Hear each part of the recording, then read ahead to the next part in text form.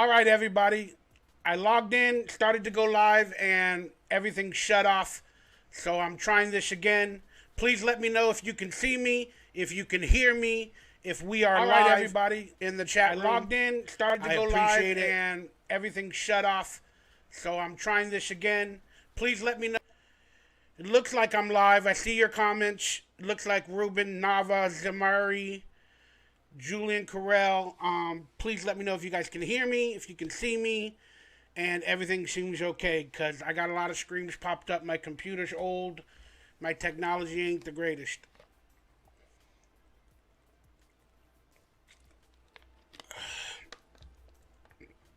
It had a problem. Looks like it says we're good. I love you guys. God bless you all. Thank you guys for letting me know what's going on. All right. Oh, Veto, thank you guys for supporting and donating. Hey, everybody, real quickly online, hit that thumbs up, that like, that subscribe button.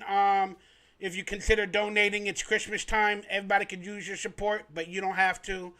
But please at least hit the like button, subscribe, and then we're going to have a good post-game Fallout review show in a minute.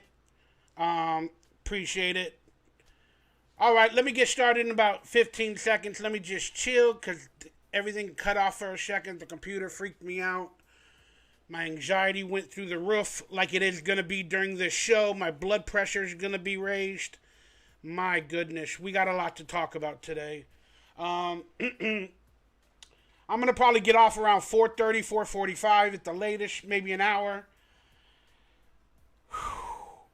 But man, the S has hit the fan. The S has hit the fan. All right, let's do this. I'm going to pretend like we're coming back to do a show. So I'm going to come right back in a couple of seconds and start the show officially. Let me pop out this screen chat. And hopefully I can get you guys on the screen chat. And then we'll do it. I'll be right back in about 20 seconds.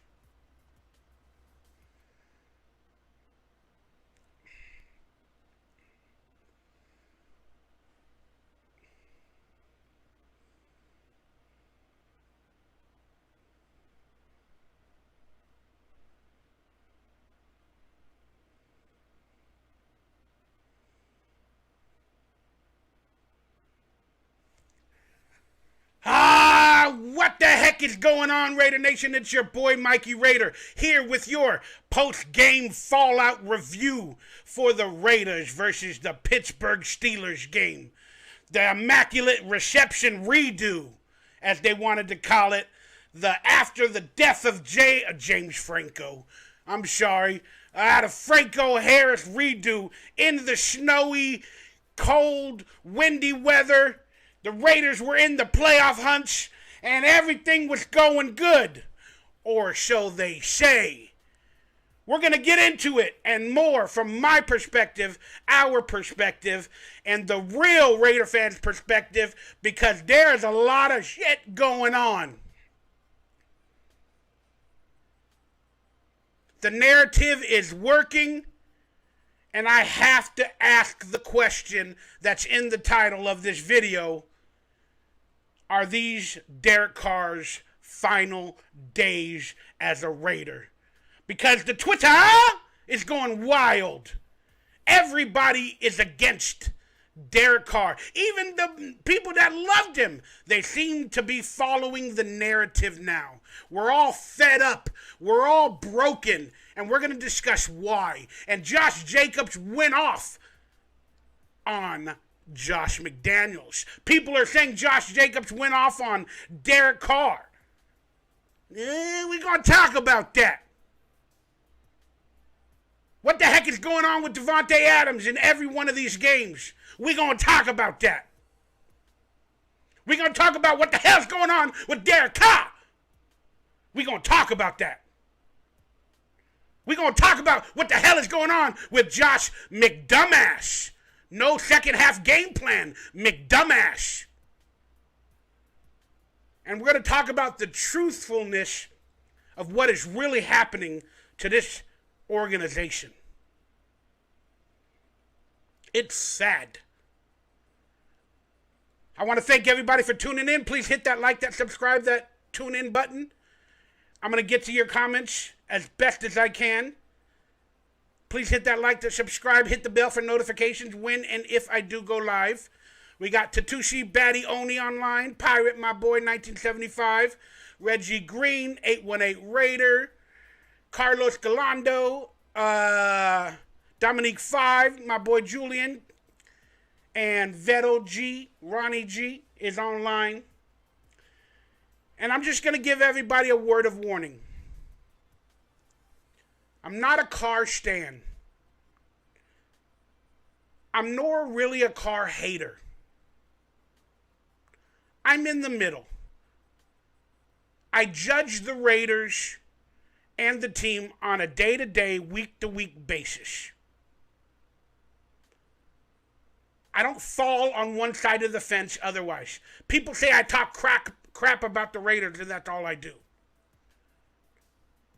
It's because I'm a real fan. You should be allowed to talk crap about your team. And I'm going to be doing that a lot in this episode. I don't have the blind faith where everything is good with the Raiders. You know, like that damn Lego movie. Even after a Raider loss, as heartbreaking as the past many years have been, some fans are like, everything is awesome. Everything is cool being part of the team. Everything is awesome. Everything is cool being part of the Raider Nation. It ain't. It ain't. We are tested week in and week out, our fandom. We are tested, and divisiveness enters our brain, our mind, every damn game, every week, per every player, for every coach, for every owner, for even other fans. That's why the Raiders are black and literally in a dark hole. We are the opposite side of everything. We are the Matrix of the Stranger Things world in the below. And we keep trying to come to the light. The light would be the Super Bowl. It ain't happening. And forgive me if my camera zooms in and out a lot. It's because of the lighting. Everything's not perfect.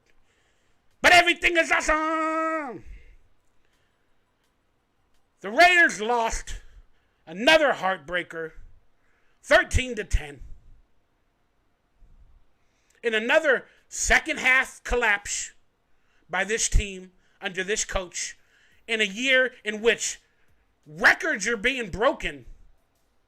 Records are being broken for this Raiders team. But I'm talking about with leads at halftime.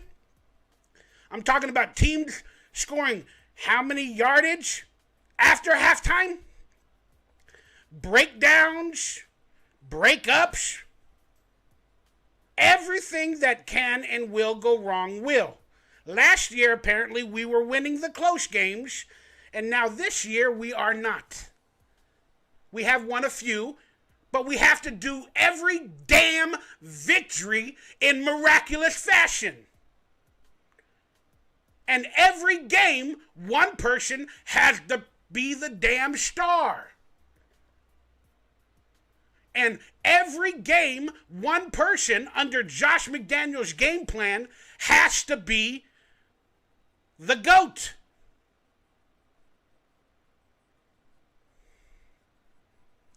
That is not a way to win. If any one player makes a mistake or two, we're probably losing. It seems like every player has to be perfect in Josh McDumash's system. Because that's the way his game plan is being called. They feature one player. If it doesn't work, oh, we're fudged.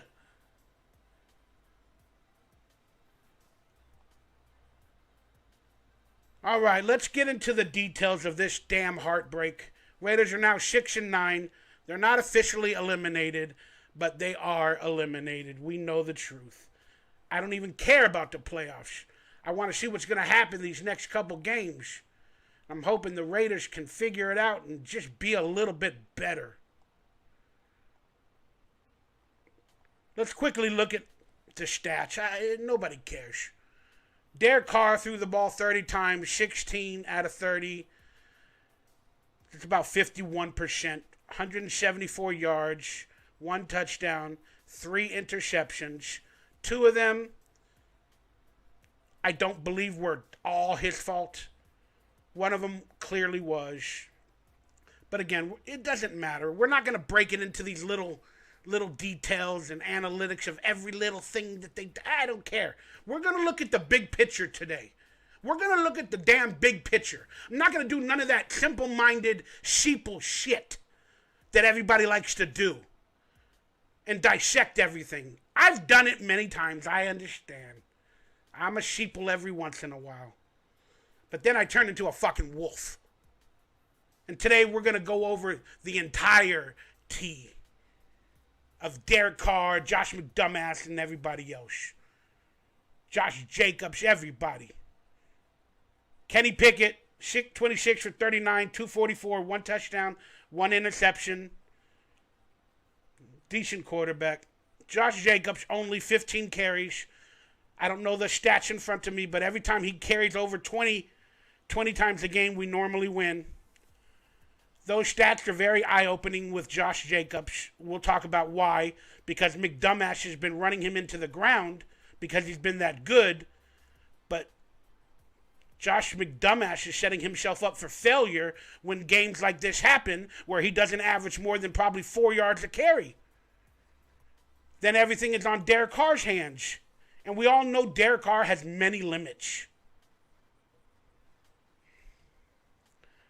Najee Harris, 16 for 53. Our defense was playing pretty decent today. As decent as they could. Darren Waller, 4 for 58. Pat Freiermuth, 7 for 66. Simple little stats, okay? Now, during the game, I was posting on Twitter.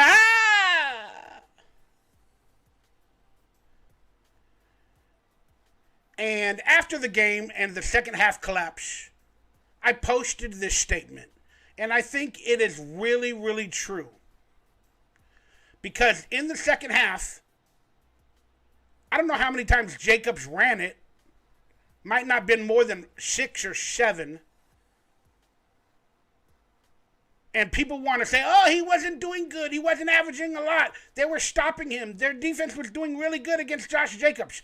Well, let's think about that real quickly. Why is that? They know that all McDumbass does is run the ball with Josh Jacobs. That's his game plan every single week. With Derek Carr trying to pass the ball every once in a while. Pittsburgh knew it, expected it, and they planned for it. And they're a good defense. But if you know Josh McDumbass's game plan week to week to week, it gets a little easier to prepare for every week. Plus, let's be honest with you, it was a cold, windy game. Passing might have been a little bit hurt by the 20 to 30 miles an hour winds. So most teams say, you know what, we probably got to run today. Got to probably run a lot more than we normally would. So knowing that, I thought it was going to be another Josh Jacobs completely run game. So during the game, when Josh Jacobs was not being run, and Derek Carr was struggling, and the offensive line was struggling, and Josh McDumbass was like passing the ball more than anything. With a struggling Derek Carr. So I wrote this tweet. So every week, Josh McDumbass runs Josh Jacobs into the ground, even when he's injured. But in the freezing cold and high winds game, he stops Josh Jacobs' tractions and starts passing the ball. Huh? If anything, this was the run all day game. And then on top of that, You run the ball all day. Where was Josh McDumass's play action calls with Derek Carr, who succeeds in play action? Where were they? And where were Josh McDumass's razzle-dazzle flea flickers and those trick plays? They've disappeared the past 3 weeks. It's all on Carr. It's all on Carr. It is not all on Carr. Where the hell? Josh McDumass has proven in every game, even the ones we won, after halftime, he gets less aggressive. He starts running the same plays to Josh Jacobs, and then every once in a while he'll throw a pass or he'll do a flea flicker, and then all of a sudden we're down by 3 points, or they tied the game, and now there's like 3 minutes left in the fourth quarter. Oh shit, Josh McDaniels, what happened? What happened? The defense.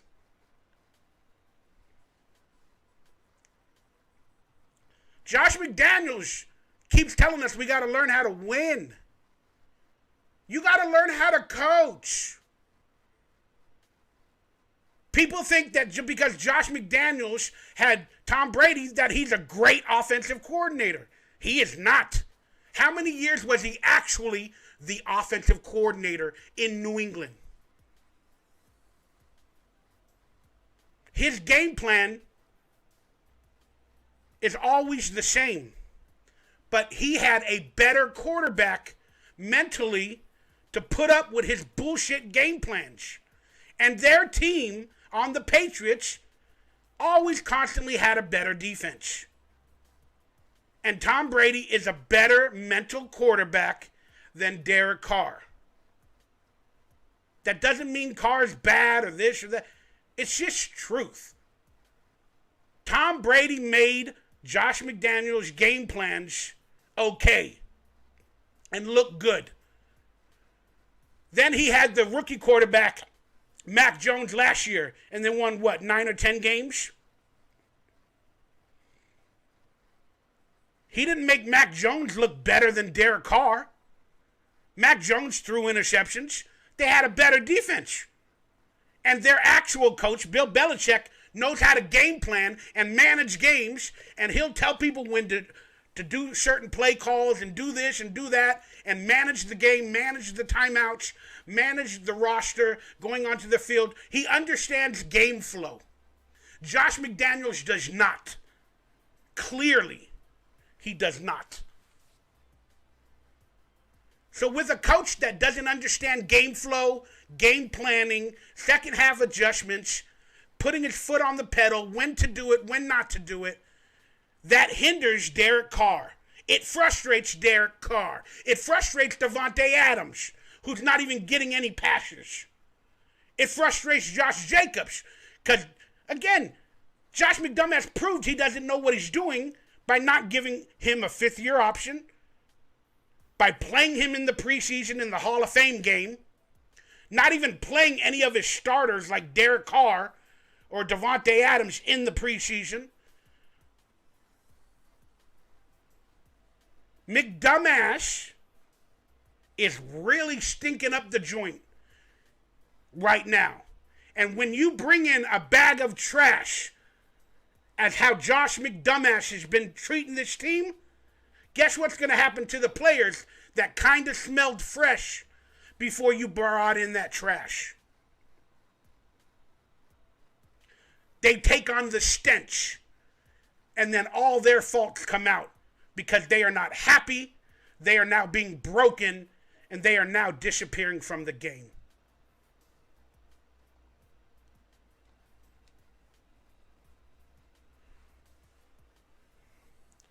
Let's watch Josh Jacobs talk after the game about how he feels and only being given the ball 15 times for 44 yards.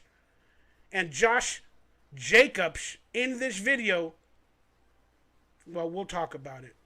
Let's watch what he has to say while he vents his frustrations. Give me a second, guys. There we go. It feels like kind of another loss where you guys let it slip through your hands. And as you look back at some of these losses, these close losses, how disappointing is that a lot of this has been self-inflicted? Yeah, man, for real. I mean, yeah, and it's on us, you know. Everybody wanted, you know, talk about the defense, but they made their stops when they were supposed to. We got to help them out. Yes, I agree with that statement. These past 2 games, the defense has been playing better. So we tend to want to blame everybody. And on Twitter and everywhere else, you know, in defense of Carr or Josh McDumbass, we blame, oh, Patrick Graham, oh, the defense. I get that. And for this game, we can't blame the defense. Maybe last game as well. But I think we won the last game. But I'm just saying, we cannot blame the defense. I understand that. Kudos to Josh Jacobs for saying it's BS. And, you know, everybody wants to blame the defense, but we can't. So now, when you make that statement, everybody wants to blame the defense. Now Josh Jacobs brings in to his true feelings of who he wants to blame it on. You guys can pick who you think he's talking about, and then I'm going to tell you who I think he is truly talking about. Let's listen. And, you know, I'm tired of saying we got to them out. And it's just frustrating. So, yeah. You feel like they were focused on stopping the running game? That's what kind of their focus? I mean, yeah. I mean, we still had opportunities to make plays. You know, I feel like in times where we was close and we felt like we was about to get a big one, we went away from it. You know. Right there. That's a big statement. He only carried the ball 15 times. I know he wasn't averaging a lot of yardage, but they had that big run play for like 20, 30 yards. Then there was a penalty by Foster Moreau on a face mask where it was brought back. Now, here's the point. From that moment of the penalty, Josh McDaniels stopped running. He gave up. He gave up on Josh Jacobs. He gave up on Josh Jacobs because he was afraid. For whatever reason, Josh Jacobs gets better in the fourth quarter. Josh Jacobs runs the ball better the more he gets the ball.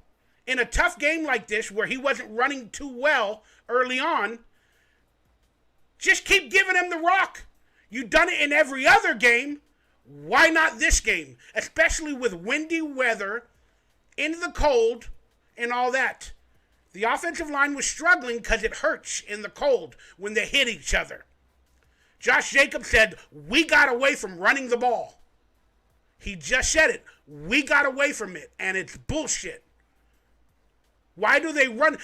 When he broke his pinky or whatever, his pinky, Josh McDumbass was told, oh, he's okay. He's going to play the game again. So on the first play, they made a passing play with Josh Jacobs' broken finger. That's how intelligent Josh McDumbass is doing and game planning.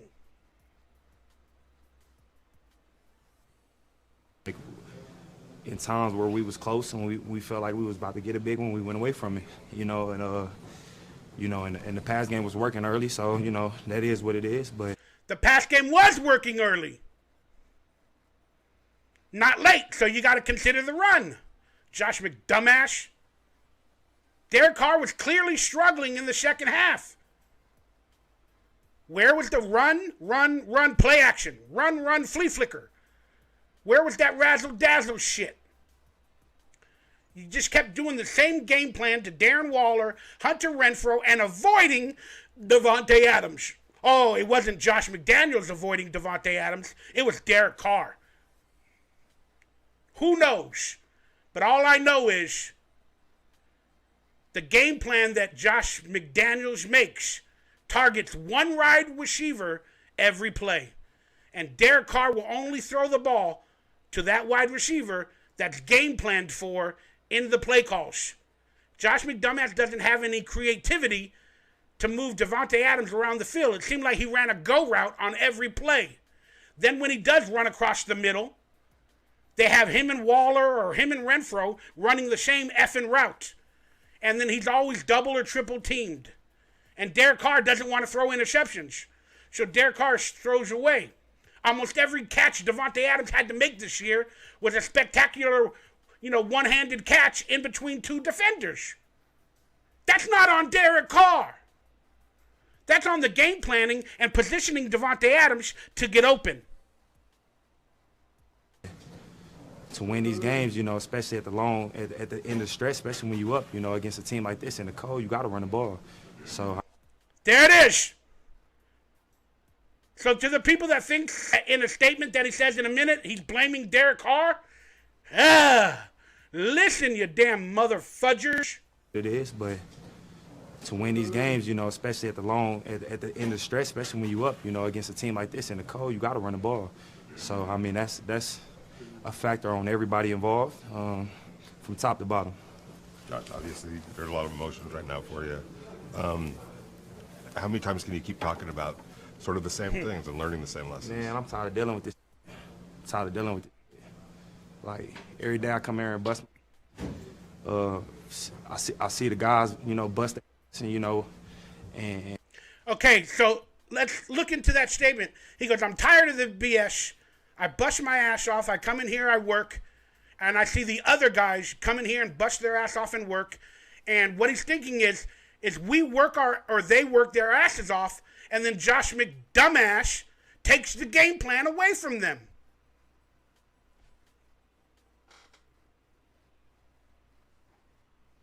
He doesn't have belief in them. He gives up on them. the result is not there. And, See, he had to change his statement because he wanted to say, and, then they take the ball away from us or whatever, or they don't believe in us. But he can't say that because then they would know he's talking about the coach.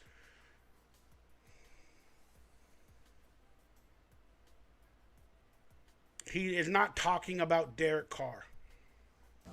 Like, every day I come here and bust.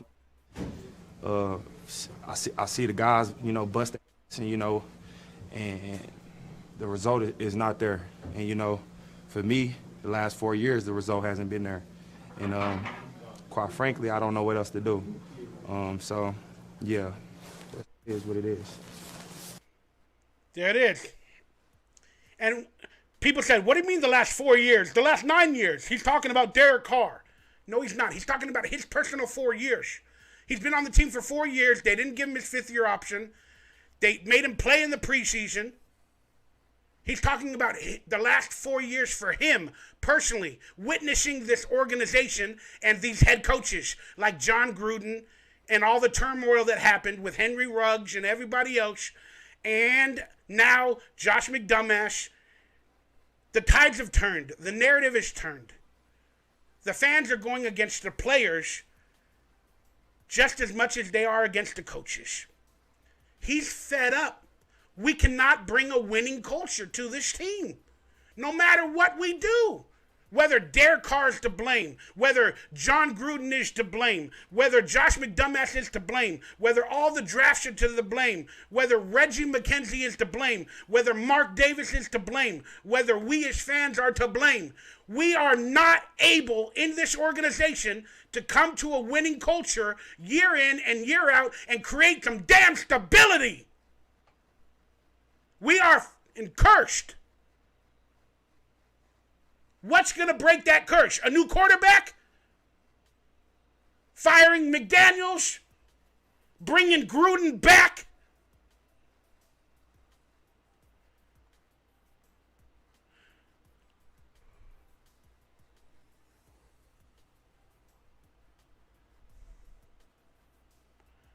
I'm sorry, man. I'm even pissed at the fans. I'm pissed at all of us for not having faith and turning on a dime. The minute Derek Carr has, struggles and he reached his capabilities, we all give up on him. Every week, it's Derek Carr. Or the next week, it's Darren Waller. Or the next week, it's Josh McDumbass. I'm to blame as well. But I'm tired of this. Where's the love and the respect and the passion? They're afraid to play games. They are afraid to lose. They are afraid to go on social media after they have a bad game, whether it be Jacobs, Carr, Waller, anybody. They are afraid because we come after them. I'm going to say we come after them more than any other organizational team in the NFL, maybe besides the Eagles. We are literally evil to our own players. How are they going to strive in an environment like that where every decision they do or every game they have that's bad? How are they going to thrive with that type of pressure?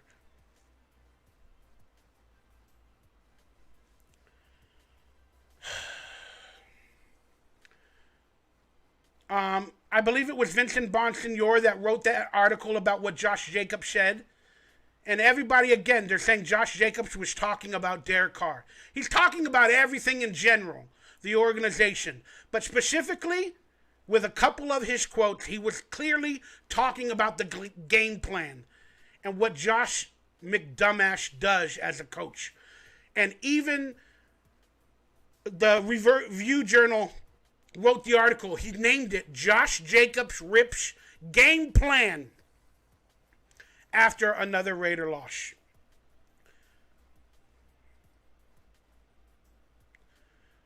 Now, these are some of the quotes that I wanted to respond to that they wrote per that article, per that tweet from that news reporter.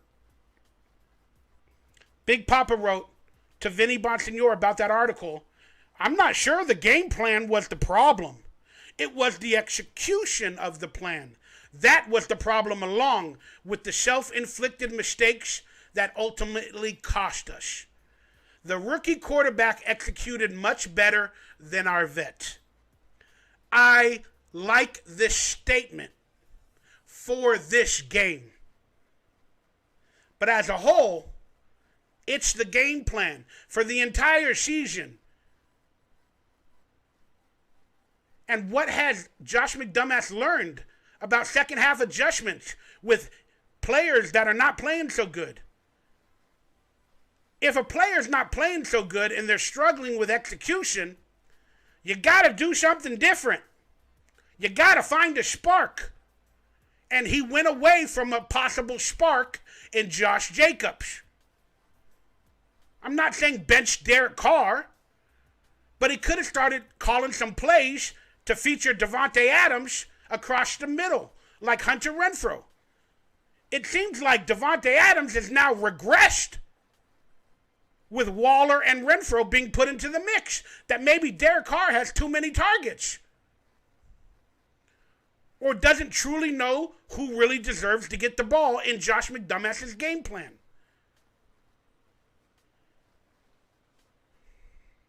Derek Carr struggles in the cold. It's fine. This game is not 100% on Derek Carr. It's not. The blame falls with everybody. The O-line. The defense on key moments, they gave up a stop or a touchdown. You know, Derek Carr made mistakes. The O-line, Josh Jacobs, you know, maybe he could have done something different to salvage his game. But they didn't give him the opportunities to at the end.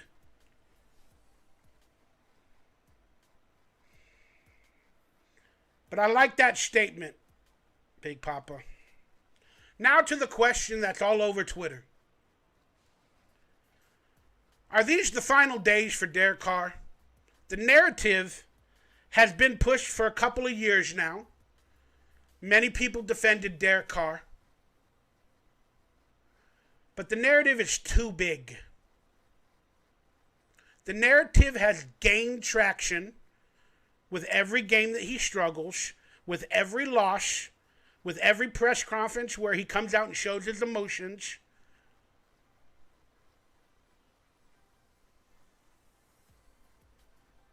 And when did the narrative change to where even the people that love Derek Carr, or you guys would call it Derek Carr stan, when did that narrative change for those people? Was it this week? Last week? For many of the Derek Carr lovers or stands, as you guys want to call them, that narrative is changing these past year. Little by little. And then to many, it was this game in the cold that we should have won, that they saw 3 interceptions and a struggling Carr. And they were just like, they're broken. Now they're broken. Derek Carr was broken 5 weeks ago when he made that press conference, 4 weeks ago. Derek Carr's in his own personal life. He knew it feels over. He feels over. He doesn't want to leave. He doesn't want to retire. He doesn't want to go to another team. He wants the Raiders to win. And he made the statement that he wished people in that locker room, Mark Davis was in that locker room when he made that statement. Josh McDaniels was in that locker room when he made that statement. And other players at the time that were struggling, like Waller, from injury and all that, were in that locker room. Executives were in that locker room. Coaching staff, defensive coordinators were in that locker room when Derek Carr made that statement. I wish that people in that locker room cared as much as I do for this team, this organization, and for winning. That was a bold statement. And it was about everybody,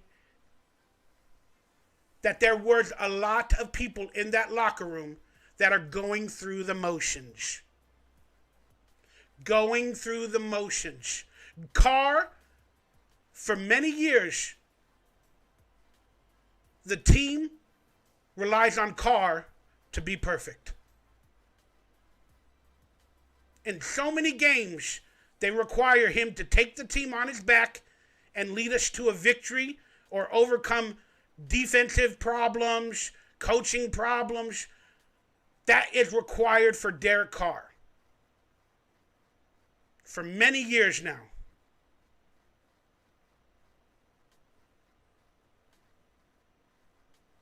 He's not that good enough to overcome all the ineptitudes that we have on a week in to week out to yearly to season basis. Derek Carr is not that player. Stop trying to make him that player. When we call Derek Carr a good player, it's because he's a good player. We did not say he is elite. We did not say he can take an entire organization on his back every week and get overtime, come from behind victories. We did not say that. But he feels it, and he takes on that responsibility. Now the fans have turned on him because he's reached his limit, his capabilities, and it's sad. It's sad as fuck that he is now broken mentally. We broke Carr. The coaches, the organization, Mark Davis, the fans, Twitter, social media, we have broken Derek Carr's faith. And he's a religious man.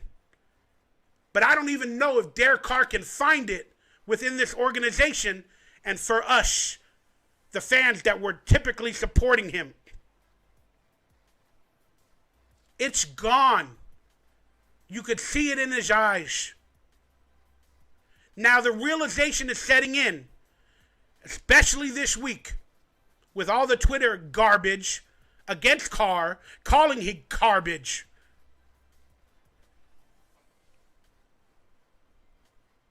He's rethinking his future. But he doesn't want to think about another team because that's how much love he does have within his capabilities, and he has many limits. He is never going to be that guy. Can he get us to a Super Bowl? Yes, he can. With everything else around him, if it was all constant, he could get us to a Super Bowl. Could he win it? Of course he can, if everything goes right. But he is not the player that on a week-to-week basis, with his limits, can take an entire team and make up for all the mistakes that other people make, he's not that guy. He's a top 10 quarterback yearly with everything good around him. In a bad year with everything bad around him, he's still probably top 15.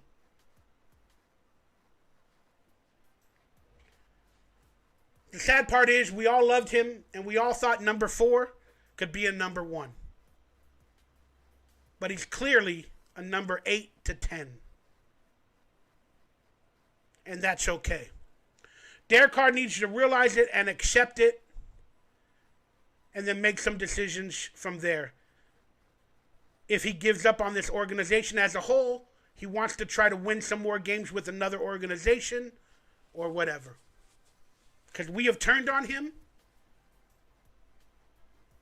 and it's not really deserved, but I understand why Raider fans want something different. I understand. I don't know what that difference is, but I understand. I'm right with you, but I'm still a Carr fan. That man has been through so much, and he is a captain, and he leads the team with his heart. You know, in my opinion, he still, right now, is the only stable thing in the entire organization. Doesn't mean on the football field that he won't make mistakes. I'm talking as a man and as a leader. Derek Carr, this year, even up to now, is still the only stable thing in that organization. But his stability and his foundation is crumbling. And you saw it when he made that press conference. So I wrote on Twitter, these will, in my opinion, be the last 2 games for Derek Carr, quarterback as a Raider.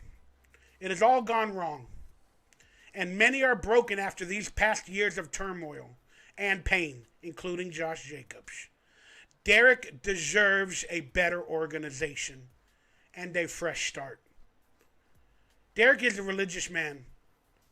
And you know how when you clean up your house and you move the furniture, or you just move into a new apartment or a new house, or you get a new car, you clean your car and you rearrange everything, you feel good. You feel good. You're like, there's a future ahead of me. That's what Derek Carr needs. That's what Derek Carr needs. So I wrote to Derek Carr specifically, it's okay to move on, Derek. It's okay.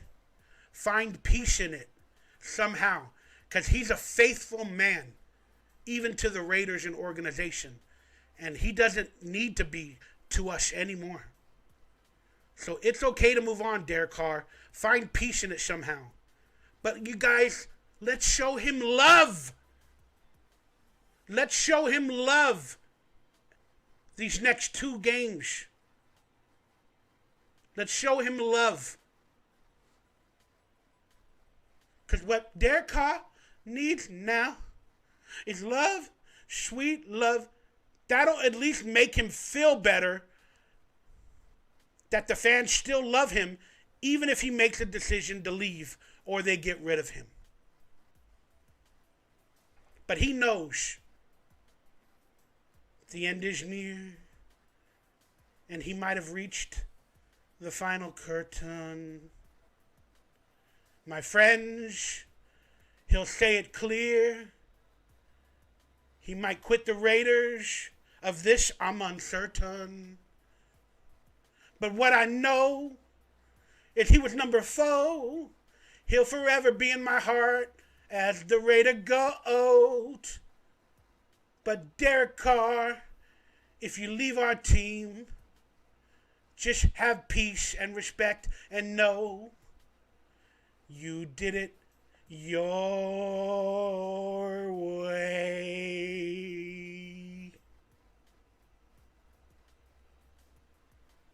I love you, Derek Carr. All right, I asked everybody on Twitter, because the narrative about Derek Carr has come clear to this day about his struggles. And I wrote on Twitter, Derek Carr's struggles is a problem for the Raiders on many occasions throughout the years, but he is not the only problem within this organization these past 20 years and this year. But in your honest opinion, how much percentage of this year's blame goes against Derek Carr for this year? 139 votes say 25%, 50% say 34 Derek Carr, 75%, and 100% of you morons, it's all Carr, 11%. Guys, I put it in the category of 25%. Okay? That's a lot of percentage for one player to take on. Because you would think everybody would be putting that occasion, whether it be Josh Jacobs, McDaniels, Mark Davis. That's a lot. But I can agree with that. Carr's limits have hit the ceiling. Carr has quit. Carr has given up. He's broken emotionally, week in and week out. He's afraid to make a mistake. He doesn't understand McDumbass's game plan. He doesn't like the play calling. He doesn't trust the people in the locker room, some of them, for not caring as much. He doesn't feel a part of the team. He is checked out. But he comes to work every time and he tries his best. But the truth is he is checked out. Now Josh Jacobs is checked out. McDumbass is going to check out. And all the other players are going to go along with it. Davante Adams hasn't even done a press conference in 3 weeks. I think he's got 10 targets out of 3 games with probably 4 catches. Is that Derek Carr? Is that Josh McDaniels? Do you really think it's Derek Carr choosing not to throw to Davante? Or is it Derek Carr making a statement against Josh McDaniels' game planning and where he puts Davante Adams? Is that Derek Carr trying to make a point? I only throw the ball where McDaniels tells me to, or I do whatever McDaniels tells me to. I don't know. The Raiders messed up when they did not rehire Rich Bisaccia for at least 1 year to see where this team could go. They really messed up. But Mark Davis has his hand on the pockets and his favoritism. Now, Josh DeBow is a statistical Raider hater, and that's okay. I don't like what he does, and I hate him at many times. But sometimes his stats are just undeniable. And unfortunately, this goes against the Derek Carr narrative, or goes toward the Derek Carr negative, that is making a lot of the Carr fans as well give up on him that we just spoke about. In the 6 games when Raiders had a 7-point halftime lead, they lost an NFL record 5 of those. That could be on McDaniels as well. But Derek Carr has had more passes after halftime caught by the opposing team in 5 interceptions than by Davante Adams, which had 3 catches. That's a really bad stat. It does not make Carr look any better for the wear. It exposes Derek Carr's ineptitude many times. And it just continues the narrative on why Derek Carr is broken. But you got to look at the beginning of that as well. With the 7-point halftime lead, that we lost a record of 5 of them. And regardless of Derek Carr's interceptions, the game plan has a hand in that as well. But yeah, his stats are undeniable sometimes. Thank you, Big Michael F. I'm going to pronounce it wrong. Theo, I think you told me how to pronounce it. Theo Nisus. I love you, brother. Thank you for being online. Dark Atheist, what's up, brother? Bob Mopar. Reggie Green, how you doing?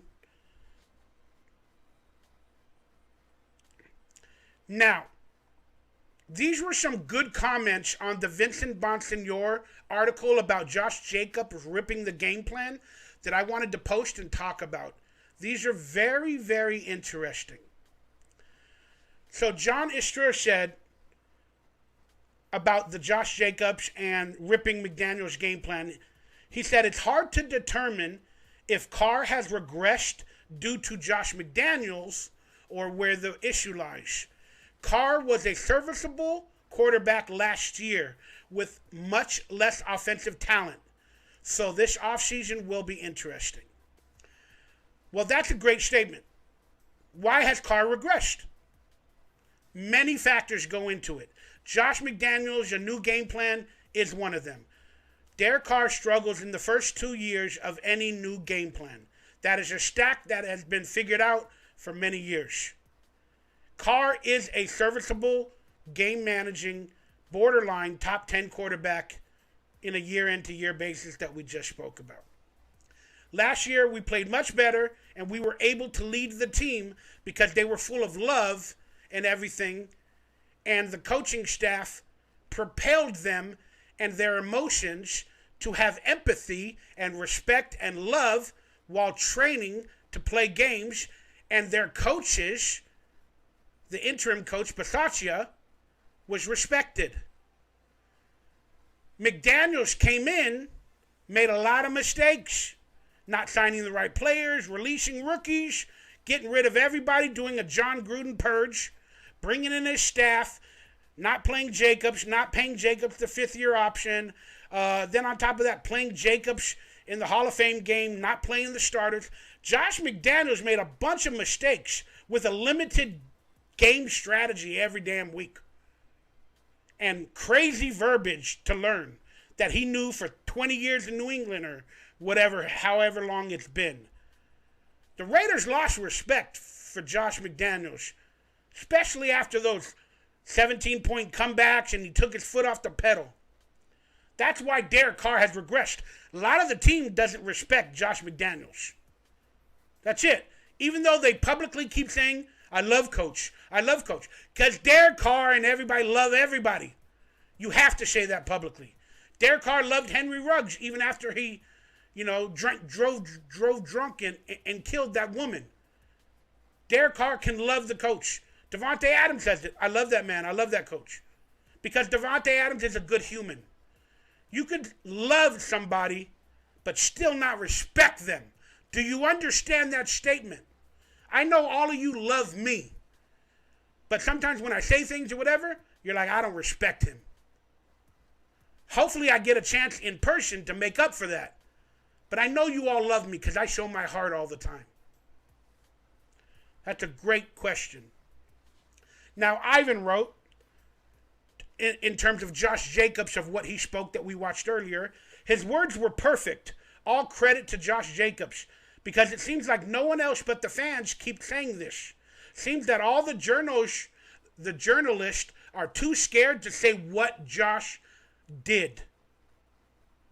Meaning, Josh exposed the game plan of Josh McDaniels, or what Josh McDaniels did in not running the ball with Josh Jacobs. Vincent Bonsignore wrote an article with the correct title. Josh Jacobs rips the game plan. But everybody else took it out. Josh Jacobs is fed up and tired of Derek Carr. I don't know how these effing people get that into their head. Oh, because Josh Jacobs said, these 4 years, nothing has changed. And then people go, well, what's the one constant? It's not Josh McDaniels. He's only been the coach there 1 year. What's the one constant for Josh Jacobs to say 4 years? It's Derek Carr. It's the organization as a whole, including Carr.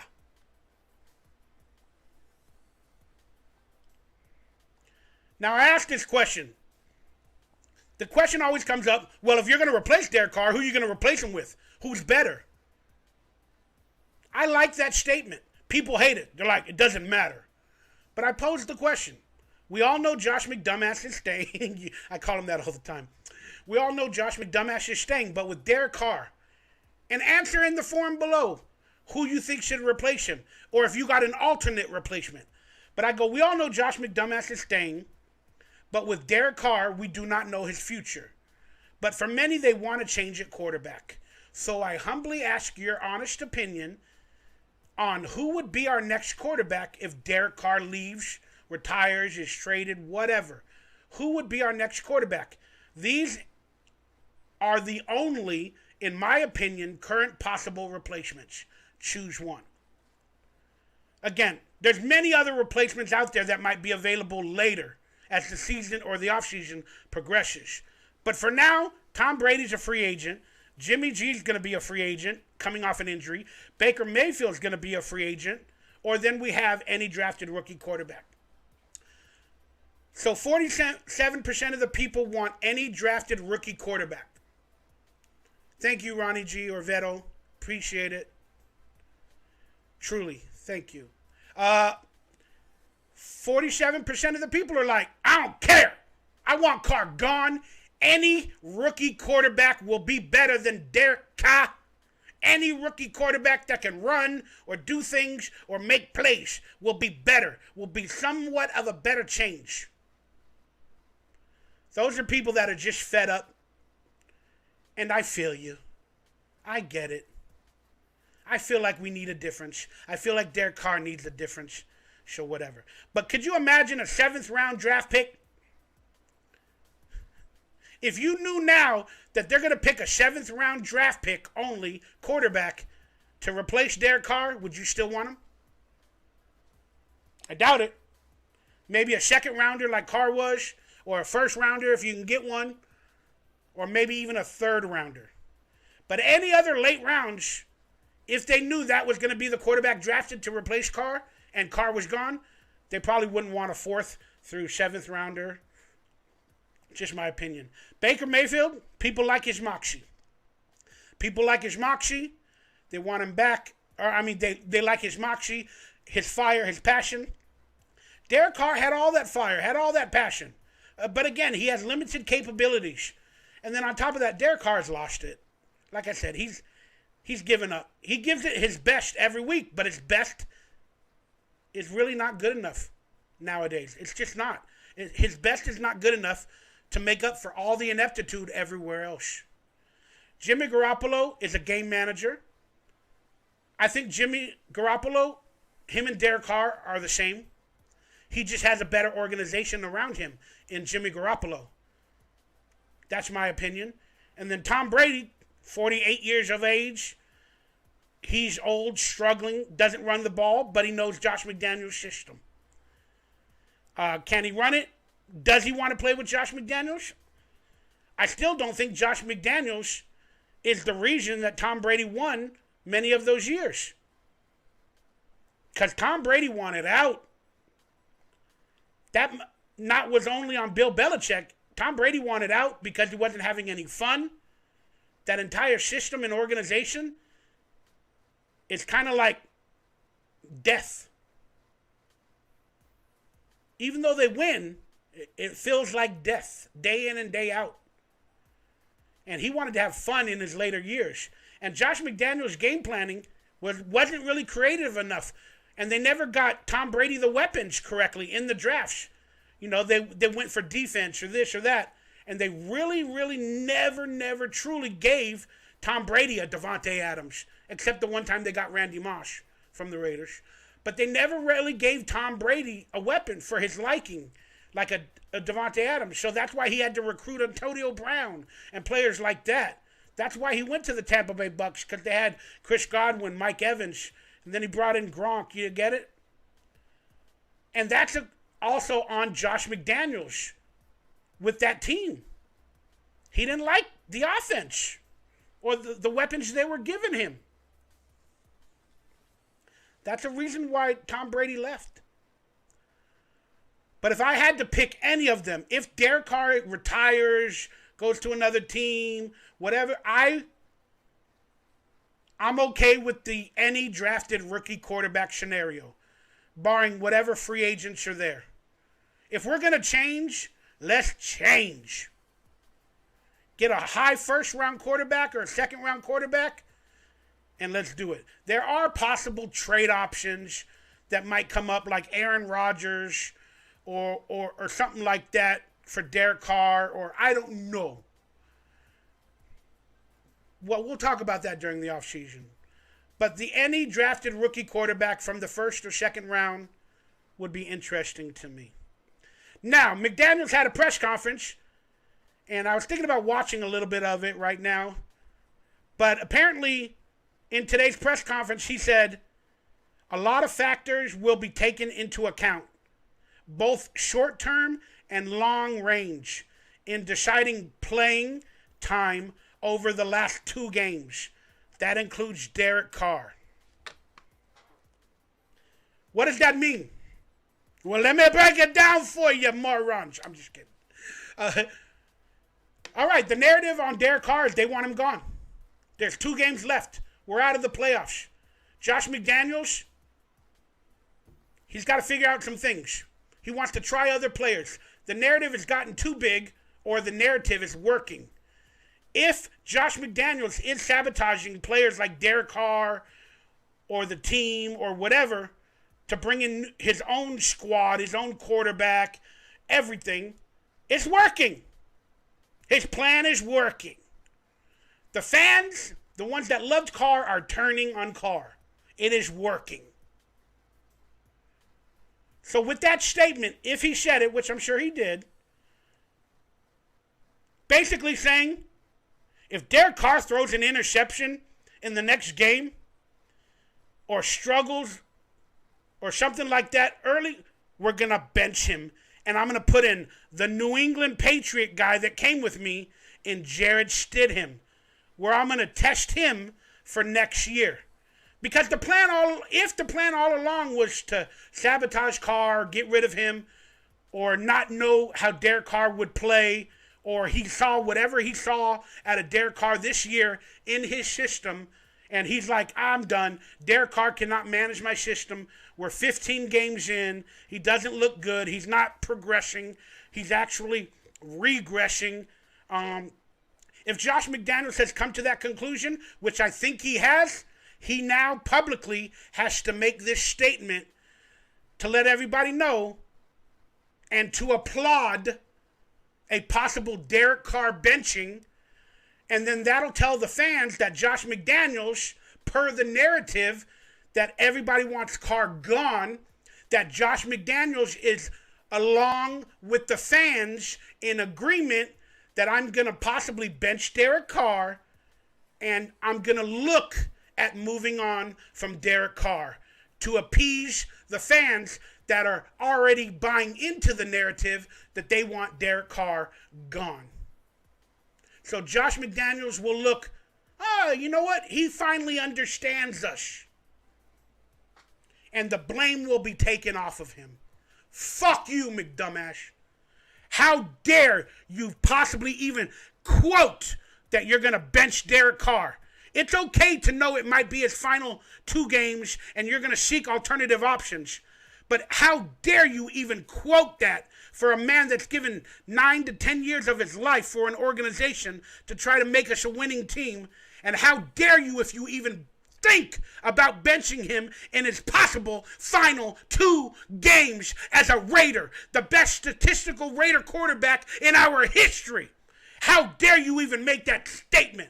If I was Derek Carr and I read that and I saw that, I would be fucking livid. I would publicly say, what the fuck is that? How is that respecting me and what I tried to do and accomplish for this organization? How the fuck do I deserve that, Josh McDaniels?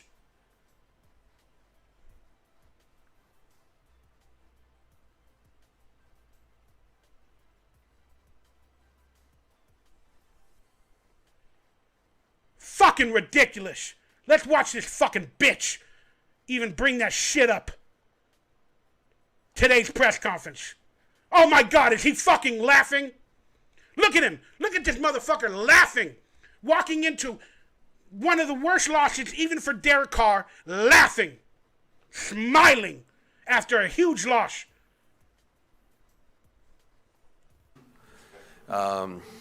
Merry Christmas belated to all of you guys. Well, we, you know, obviously we talked about this after the game. Disappointing. Thought we had good effort. I didn't think the conditions really affected us. I thought our guys handled that fine. You know, just obviously not enough production, I'd say. You didn't think the conditions hurt you? They hurt everybody. Offensively, as we went through the game, you know, started well. You know, had a decent first drive. You know, the first half had some things that we liked and got some things going. Did a decent job of putting some points on the board before the half there in the 2-minute, but really just couldn't sustain the positive play formula that we wanted to have. You know, too many, either a negative play here, a negative play there, or a penalty, an untimely penalty. Obviously, the one that took JJ's big run back hurt. So. Yeah, no blame on me and my game planning and my game strategy on a week-to-week basis. You know, 10 points on the road is tough to win. You know, when you're doing that, put a lot of pressure and stress on the defense. And I thought the defense, you know, did a decent job for the most part. We knew they would give us a huge dose of the running back, which he's a really good player. And Dark Atheist, I'm a little upset at your post. I'm going to be honest with you, man. You said 9 years later that you're stupefied that I said I love Carr. Huh? I'm not talking about his gameplay on the field, and I'm okay with if he leaves. I can still love Derek Carr. I don't know if you're saying that you still love Carr. I don't know. I might be reading it wrong. But what's wrong with that? Everything I said made sense. And then Mauricio, you said keep Derek Carr and trade Mikey Rader. Huh? Am I a bad fan? You guys turning on me now? For speaking facts and truth? Come on, man. I love y'all. Merry Christmas. Happy holidays. Happy Bloody New Year. Oh, I shouldn't say that. It will be a Bloody New Year. I thought our guys, played it admirably for the most part. He gave up a couple chunk runs, but for the most part, I thought we did a decent job there. And contained the passing game as long. Blah, blah, blah. 55% or below. He's got 9 interceptions over his last 5 games. I guess they're talking about Derek Carr. Let's hear that question. Derek's. Uh-oh, here we go. Has affected us. That's not the case. I thought we played, decent in that regard, but just, didn't have enough to show for it. Josh, over the last 4 games, Derek's completion percentage is 55% or below. He's got 9 interceptions over his last 5 games. Especially at this point in the season where you would figure that maybe things would be trending up, understanding the offense. Anything that you can put your finger on why it's going in that direction? Yeah, there's a lot of reasons, obviously, for that, and I don't put... Your game planning is one of them where you put receivers in certain positions and you're not creative enough. Everything, it's never on one person, and that's our responsibility, my responsibility, and at the end of the day, the passing game and the production of the passing game, usually has a lot to do with, how we protect, the routes we run, the ability to read the coverage together, and catching. You mean the coaching? And, there's a lot that goes into that. So I know that statistic gets applied to just one person, but certainly there's other factors. So, I mean, look, that's not good enough, you know what I mean? And for us to be able to win at this time of the year and be productive offensively, you have to throw the ball, better than what we've thrown it at times here in the last month and a half. We've been able to win some in spite of that, overall, but, clearly that's not the goal. The goal would be to be. We won some of these games overall, but clearly that's not the goal. Did I just hear that right? I know he misspoke, but that shit sounds hilarious. And that sounds like a true Josh McDaniels statement. Let's hear that again. We've been able to win some in spite of that, overall, but, clearly that's not the goal. we decided we won some games, but clearly that's not the goal. Sabotaging motherfucker. The goal would be to be more productive than what we've been. And I know that you're mentioning, obviously, there's a lot of reasons, factors, but do you need your quarterback to play better? Yeah, I mean, look, we all can do better. I mean, that's a fact. I mean, if we're sitting in the meeting room today thinking that we played great over the last however long it is, I don't think that's really the case. You know, He said he goes, we got to do better if we played great. How about if I coached better?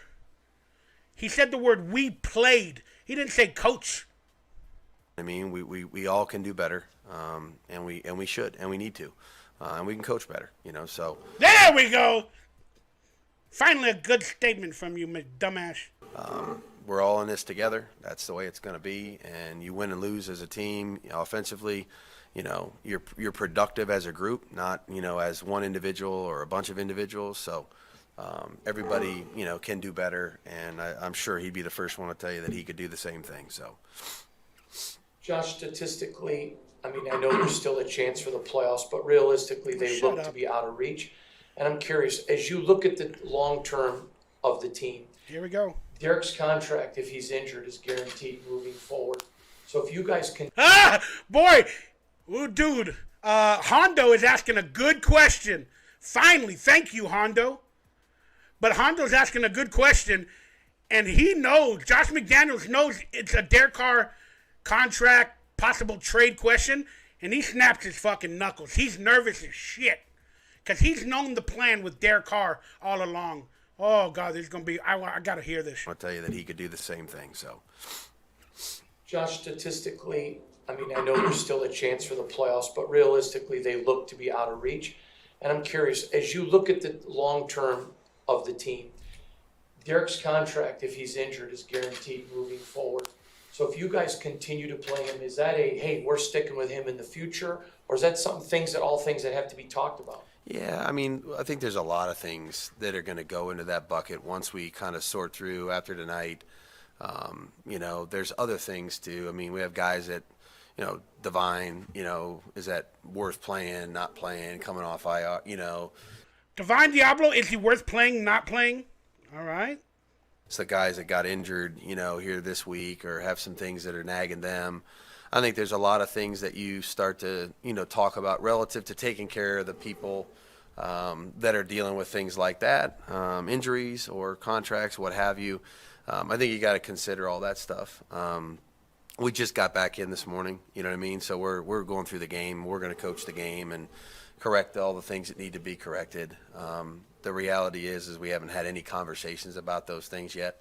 But now you are. And, you know, as we go through the next 24 to 48 hours, I'm sure we'll sort through some of those things. But, you know, we're aware of all those things too. Yeah, you're aware of the narrative. You're aware of the narrative that's been created, blah, blah, blah, blah, blah, blah, blah. Could be a possibility that maybe you turned it. I think there's a possibility that we would do the right thing regardless of the position. You know what I mean? Just in terms of the team. You know what I mean? So, like I said, you know, Chandler went down, Denzel went down, you know, rushing those guys back. Divine is another one. I mean, there's a lot of things that could go into this, you know, so I'm not going to get up here and prognosticate everything at this point. Like I said, we're going to get in here and coach the game and correct that. And then I think in due time, make the right decisions, hopefully to protect those guys that, you know, we should protect, you know, relative to health, and then also do the right thing for the organization as we go forward. Was it just a game? Do the right thing for the organization would be to play them and get better. Not basically tank for a draft pick. You got some good quality opponents coming up in the 49ers and the Chiefs. If you start thinking the season is over, we're going to start resting our players, benching our players, looking at other players, well, that just proves your fucking mentality on trying to get victories. Per that statement you fucking made 10 minutes ago, where we got some wins recently, but that's not what we're trying to do. If you're a Raider coach, the slogan is just win, baby, not check out your players and make sure you do right per their health and other teams' health. It's just motherfucking win. No fucking softness here, motherfucker. You play. The players, you play to win the game. I don't give a fuck if the playoffs are done. We can test our team as it is right now and try to get victories against good quality opponents while you can watch Derek Carr play a good defense and see if he regressed even more. You can hope for a good victory versus Kansas City Chiefs in a division rival. You can game plan for tough games to try to get a victory within your scheme. But no, yeah, I'm going to go over it. We're going to figure out what to do. Maybe rest some players, maybe bench some players. We're probably going to tank the rest of the season. It's over. I'm done. I don't believe in anybody anymore. They cannot show me anything. I want to test the young players. What the fuck you talking about? That's what preseason is for, bitch. Flow that kind of made the game go away from Josh Jacobs and not give him. No, it wasn't. I give them credit. They were kind of, in a nutshell, we would put one group out there and then they would put a group out there with one more big guy than what we had, and I don't want to get into the specifics of it, but there were those situations. We got to do a better job of being decisions that are in the best interest of our team and our organization and try it in the right way, and you do things the right way. And JJ expressed it in the right way. Let's hear what he said about Josh Jacobs. Let's hear what he said about Josh Jacobs' comments. Sorry, guys, I want to watch the football game tonight, but trying to watch this. Look, our guys want to win, and look, there's been a handful of guys that have done that. It's an emotional sport. It's an emotional game. Hell, I wasn't real excited after the game either, and so I think the reality is you're allowed to be frustrated. You know what I mean? I think you handle it in the right way and you do things the right way. And JJ expressed his feelings, and it is what it is. You're going to have that at times, But I've said this a number of times. I love the guy, and I think he stands for the right things, and he wants to help us win, and he should, and he has, and so. Look, there's a lot of things that are going to, I'd say, be evaluated here as we go forward and try to make decisions that are in the best interest of our team and our organization and try to end, like we've talked about a number of times this year. We got to try to create something that's sustainable so that we're not sitting here having this conversation, next year and beyond. When you look at the lost leads in the second half of the season, is there a unifying theme, or is it just basically game by game? Yeah, I mean, look, they're all different. Each game is different. Here we go. And this one, we're ahead, and we need to get further ahead. The longer you give an opponent in this league an opportunity to keep taking swings at you to try to take the lead, when it's a 7-point game, a 4-point, their ability to think and react and can handle, adversity. That's what we're trying to aim for. I don't know that it's a finished product yet, and so. Wow, after 15 games in, he's like, I don't know if it's a finished product yet.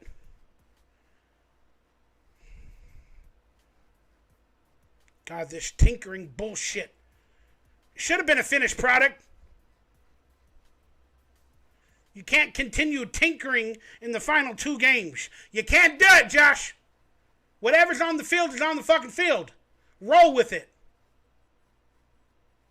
And whoever's coaching off the field is coaching off the field.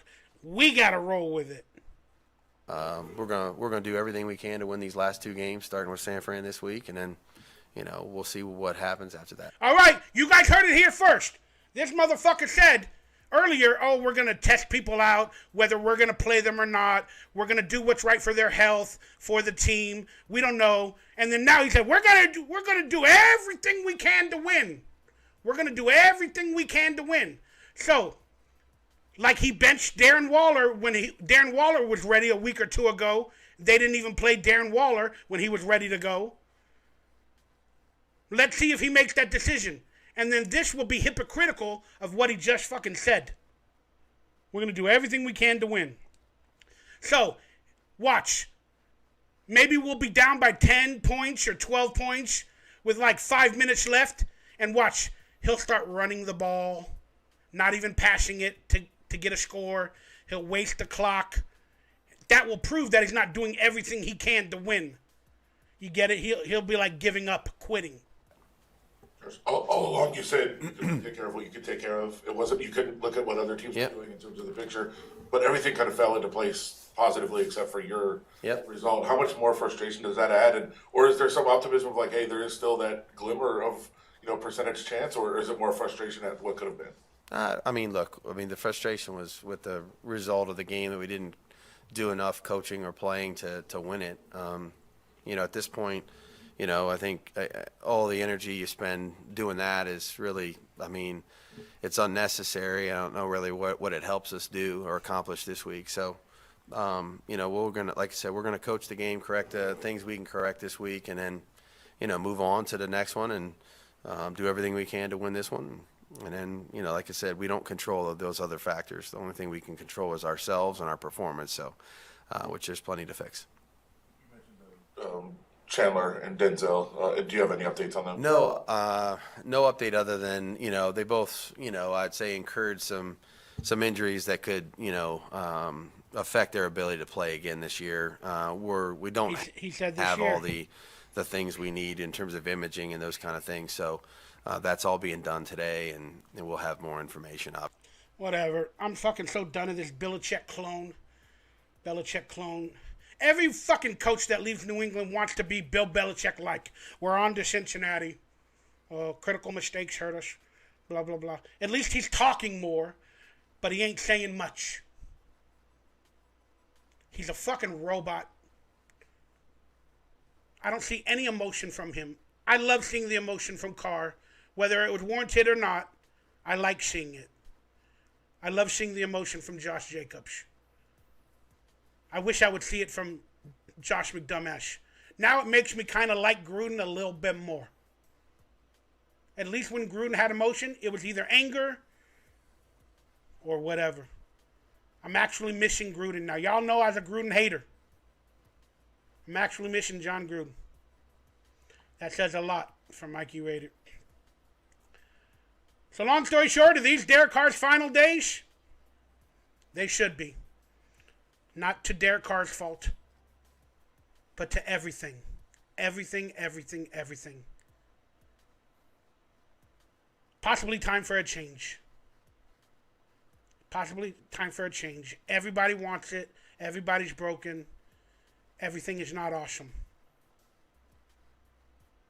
If these are Derek Carr's final 2 games, let's root him on. If he messes up, who cares? Respect, it might be the last time he's in silver and black. And if Josh McDaniels benches him or does anything for an interception or whatever,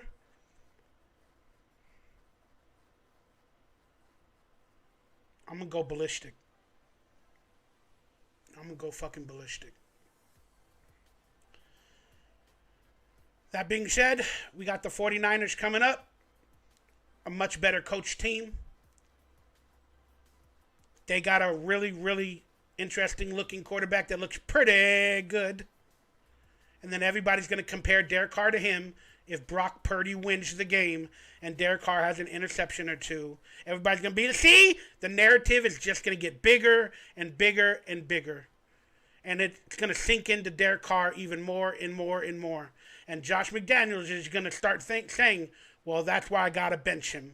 Or I got to check out Jared Stidham, or do the best thing for our fucking team. Everything is closed in on Derek Carr, and I don't see a way out or him salvaging the future with the Raiders. That's just my takes. I love you guys. I'm going to go watch the football game. Chris P., Mud Tide Pirate, Fresno, Carlos Dark Atheist, Ramon Ramirez. I thank you guys for tuning in and listening to me rant and spit my opinions, my truth, and whatever, whether you agree or not. I love you guys. Thank you for being a part. I'm sorry I didn't get to your chats and answer them in the question, but I started the video a little too late, and I got a few things I got to do. God bless you guys. I'll see you on Friday for a Raider football talk, and I'm going to have some guests. I'm going to have some actual guests, and we're gonna talk about Derek Carr, the future of the Raiders, and I'll see you on Raider Football Talk on Friday night or Saturday at the latest. Probably Friday night. If you want to be a guest on the Raider Football Talk, on the video, in the forum or the comments on the video, not in the chat room, in the comments of the video, write your email. Write your email, and I'll contact you to be a guest on that Raider Football Talk, Raiders Roundtable Friday show. Hopefully I pick you. If there's like 30 of them, I don't know. I love you guys. Good night. Hopefully the Chargers lose. But